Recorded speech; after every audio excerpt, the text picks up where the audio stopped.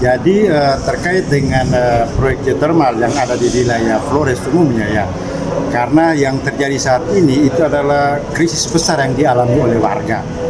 Karena krisis itu menyangkut multidimensi ya, baik sosiologis, antropologis, ekologis apalagi. Karena ada perpecahan di sana dan juga soal ruang hidup mereka. Karena itu yang sangat diharapkan oleh warga adalah bahwa proyek geothermal itu tidak ada di wilayah Flores, karena wilayah Flores itu adalah ruang kehidupan, bukan ruang untuk industri energi. Karena masyarakat sendiri memproduksi energi untuk kehidupan mereka, terutama melalui pertanian, perikanan, dan juga peternakan yang dilakukan.